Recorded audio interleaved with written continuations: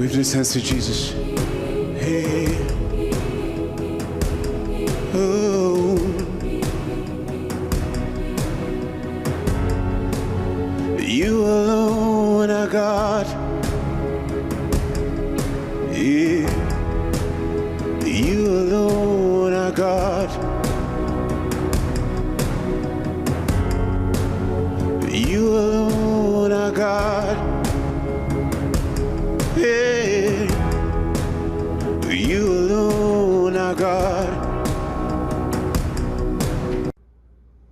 Gloire à Jésus-Christ de Nazareth. Mes salutations les plus chaleureuses à tous dans le nom précieux de Jésus-Christ. Je suis venu te dire que Dieu cherche des personnes disponibles et disposées qui vont porter le message véritable de Dieu sans falsification en dépit des défis de l'Église. Écoutons la parole de l'Éternel. Et en face de ces défis, dans l'Église, entre le vrai et le faux, il serait important pour nous de mettre sur la table Jérémie 15, verset 19 qui déclare ceci. Si tu sépares ce qui est précieux de ce qui est vil, tu seras comme la bouche de Dieu. Retiens ceci.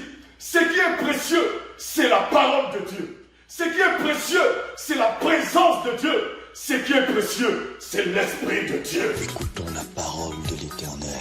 De peur de tomber dans le piège de la mauvaise appréciation, Jésus-Christ déclare dans Matthieu 13, le verset 29 à 30, « Laissez pousser l'ivraie et le blé pour le jour de la moisson, de peur qu'en arrachant la mauvaise semence, qu'on ne déracine la bonne semence. » Écoutons la parole de l'Éternel. Ce qui nous permet de ne point passionner négativement le débat, c'est-à-dire de parler dans la précipitation, car ma Bible déclare dans Osée 4, verset 6, que mon peuple périt faute de connaissance. Nous avons donc besoin de la révélation de Dieu. Ma Bible déclare dans Proverbe 29, verset 18, qu'un peuple sans révélation, c'est un peuple sans frein, c'est-à-dire sans garde-fou. Tu as besoin de la révélation de Dieu. Écoutons la parole de l'Éternel. C'est la révélation de Dieu qui nous permet de clarifier les choses. Car c'est par la clarification que nous pouvons parler avec autorité et assurance. Par l'autorité qui vient de Dieu et par l'assurance du Saint-Esprit. Je viens de déclarer par la puissance de la parole de Matthieu 16, verset 18, que Jésus-Christ bâtira son Église. Et les portes du séjour des morts ne prévaudront point contre elle.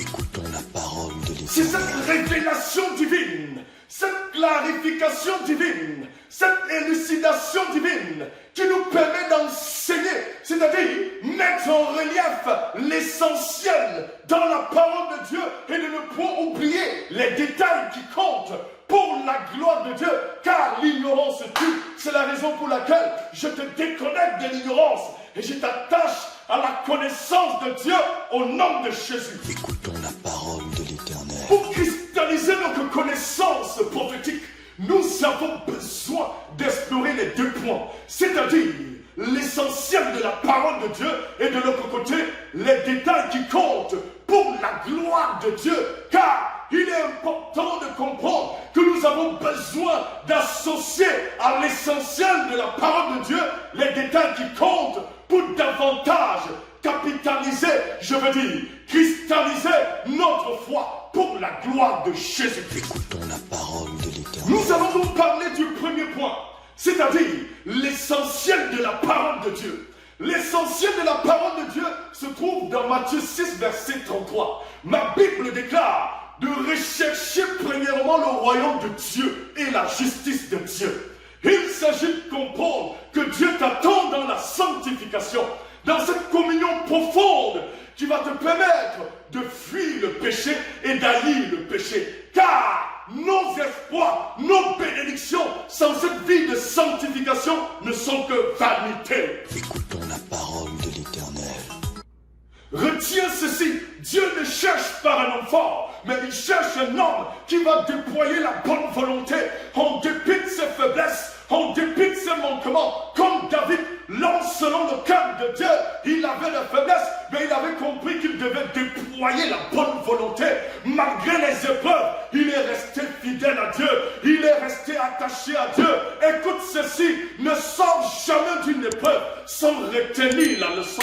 Car c'est cette leçon qui te permettra d'aller plus loin dans la gloire de Dieu, dans la sanctification pour la gloire de Jésus-Christ. Retiens que ta bénédiction ne doit pas distraire ta communion avec Dieu au nom de Jésus. Écoutons la parole de l'Éternel. En ce qui concerne le deuxième point, c'est-à-dire les détails qui comptent pour la gloire de Dieu, retiens que rien n'est tabou, rien n'est illicite, rien n'est prohibé, rien n'est défendu quand Jésus-Christ est au centre. Écoutons la parole de l'Éternel. Plusieurs négligent le concept du temple en tant que bâtiment, en tant que maison. Écoute bien ceci, il est bien vrai que la Bible déclare dans 2 Corinthiens 6, verset 16, que nous sommes le temple du Saint-Esprit. Mais retiens que quand Jésus est au centre, rien n'est tabou. Jésus au centre avait conduit Salomon à bâtir le temple de l'Éternel. Jésus-Christ au centre avait conduit le prophète Ézéchiel de donner des instructions concernant la reconstruction du temple. Jésus au centre avait déployé un zèle pour la maison de Dieu. Ma Bible déclare dans Jean 2, verset 17, que le zèle de la maison du Père dévorait Jésus. Écoutons la parole de l'Éternel. Plusieurs vont me dire, Jésus n'avait pas laissé le temple quand il montait au ciel. Jésus non plus n'avait pas laissé les réseaux sociaux, mais nous utilisons les réseaux sociaux pour prêcher la bonne parole. Écoute bien ceci, Jean 5, verset 13 déclare que le Consolateur nous conduira dans toute la vérité et nous annoncera des choses à venir.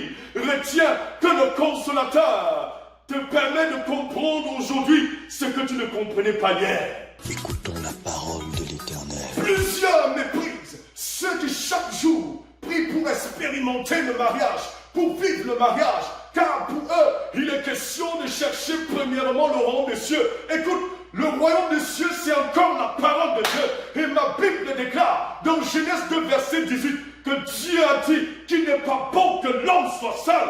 C'est encore le même Dieu qui déclare dans Proverbe 18, verset 22, que la personne qui a rencontré une femme a rencontré le bonheur. C'est encore le même qui déclare dans 1 Corinthiens 7, verset 2, d'expérimenter le mariage afin de fuir l'impudicité. Quand Jésus-Christ est au centre, rien n'est tabou au nom de Jésus. Écoutons la parole de l'Éternel.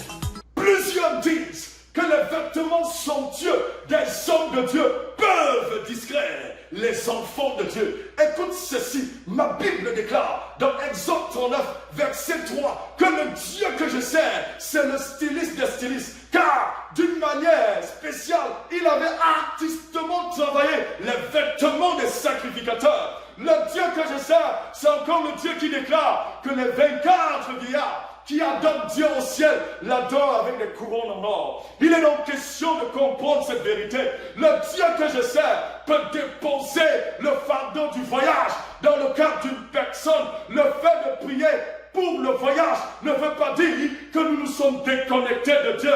Écoute ceci, c'est ce Dieu qui un jour, dans Genèse 12, verset 1, déclare dans la vie d'Abraham, lève-toi et pars dans un pays. Dieu prophétiquement peut te faire voyager. Dieu prophétiquement peut t'envoyer dans un pays pour un but glorieux, pour le but de l'évangélisation, pour un but prophétique au nom de Jésus. Écoute, retiens ceci, que dans le jargon de la prospérité, il y a ce qu'on appelle la prospérité de la déviation qui vient de Satan et celle de Dieu qui vient de Jésus-Christ de Nazareth, car l'or et l'argent appartiennent à Dieu. C'est ce Dieu qui avait rendu Joseph riche. Écoute bien, Joseph vivait la sanctification, mais ma Bible me dit que malgré sa distinction, malgré son élévation, il ne s'était pas déconnecté de Dieu. Il est resté attaché aux valeurs du Christ. Écoute bien, ce n'est pas la richesse qui est forcément un problème, mais c'est encore l'état d'esprit. Travaille ton état d'esprit pour rester davantage attaché à Dieu, attaché aux valeurs de Dieu, peu importe ta distinction, peu importe ton élévation, car c'est la dimension de ta communion qui va davantage crédibiliser ta richesse et ta prospérité. C'est la raison pour laquelle Joseph avait assurance, avait déclaré dans Genèse 45, verset 13, allez raconter à mon père ma gloire en Égypte.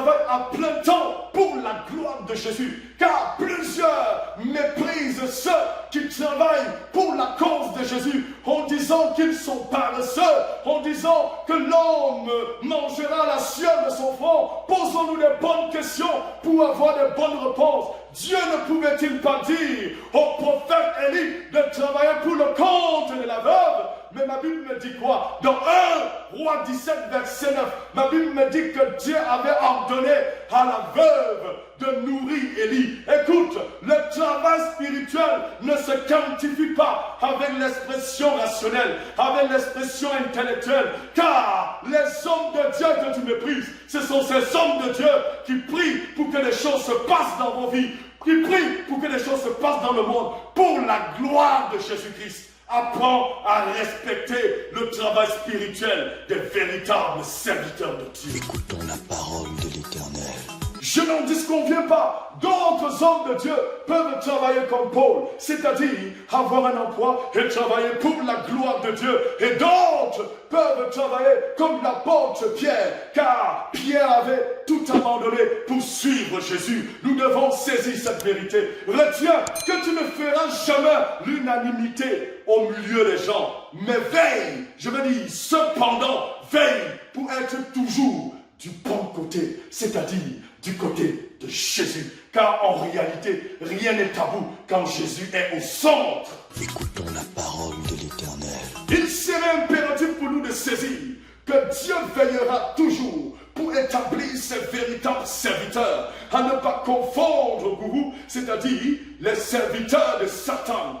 Il s'agit de bien interpréter le verset 5 de Jérémie 17 qui déclare ceci: malheur à celui qui se confie à l'homme. Non, il ne s'agit pas d'un homme qui a reçu le mandat de Dieu. Il ne s'agit pas d'un homme qui a reçu l'approbation de Dieu. Car ce n'est pas la personne qui se recommande qui a approuvé, mais c'est cette personne qui a été recommandée par Dieu qui a approuvé. Écoute bien ceci, ma Bible déclare dans Exode 19, verset 9 ceci: Dieu dit, je veillerai pour que le peuple ait toujours confiance en toi. Dieu dit qu'il veillera pour que le peuple ait toujours, pas périodiquement, mais toujours confiance en Moïse. En dépit des faiblesses de Moïse, en dépit des manquements de Moïse, Dieu l'avait établi pour la gloire du Père. Dieu l'avait établi pour la gloire de Dieu au nom de Jésus. Il est question pour nous de comprendre que dans 2 Chroniques 20,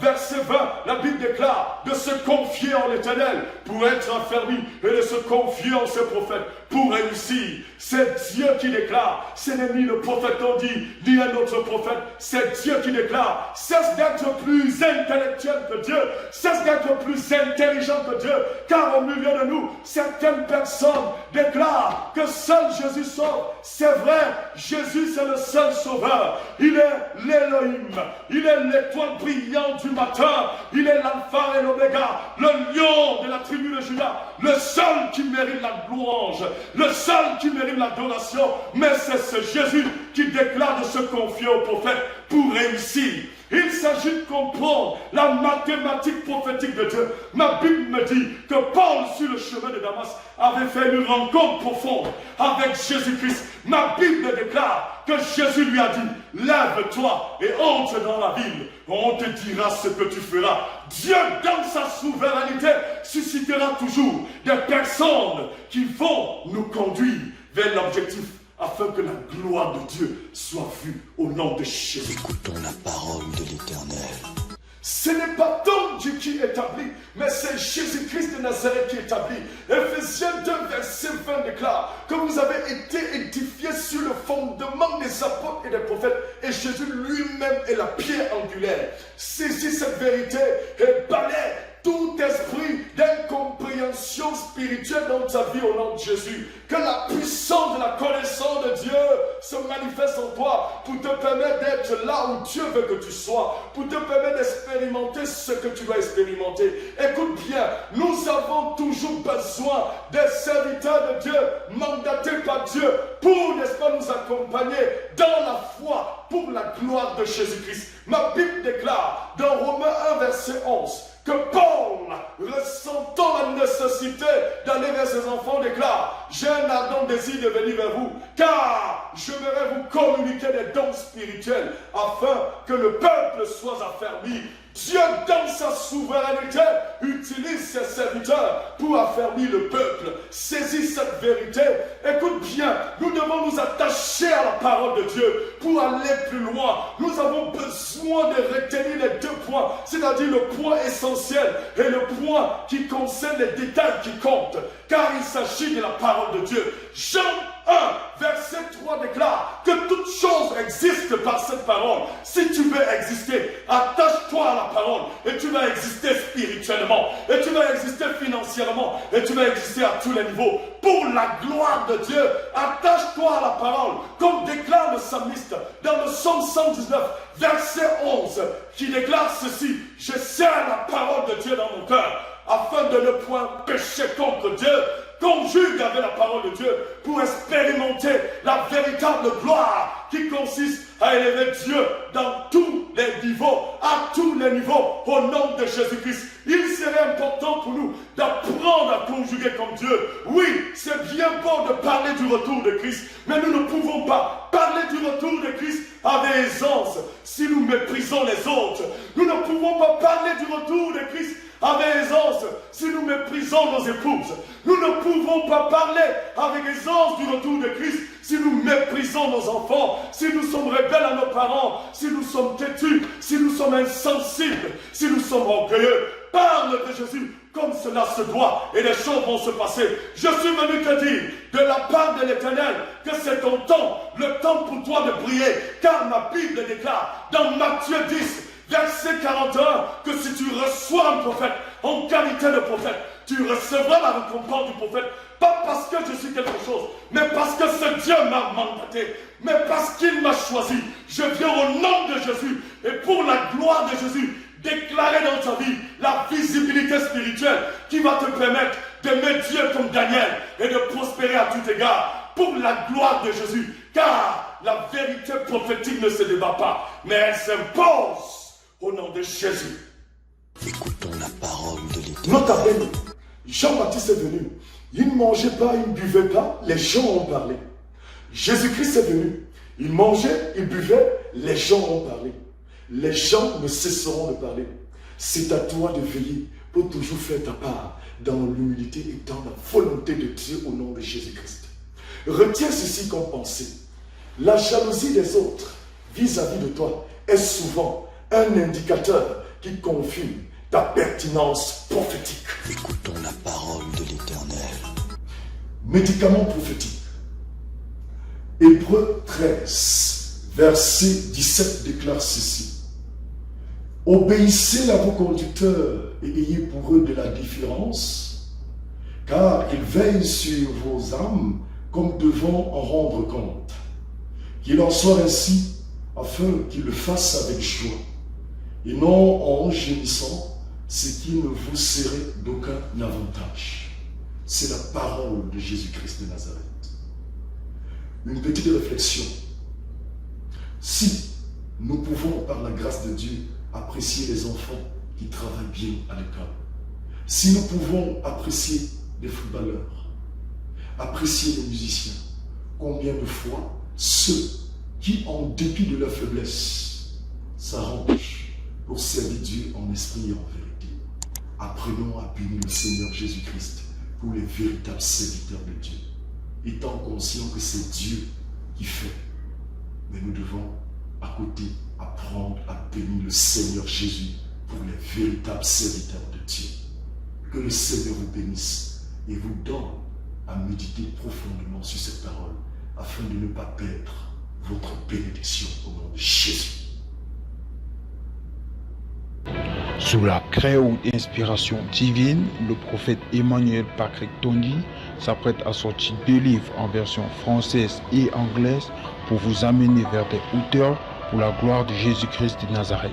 Car il est écrit, « L'homme ne vivra pas de pain seulement, mais de toute parole qui sort de la bouche de Dieu. » Vos ouvrages seront donc bientôt disponibles. Restez bénis, car la vérité prophétique ne se débat pas, elle s'impose.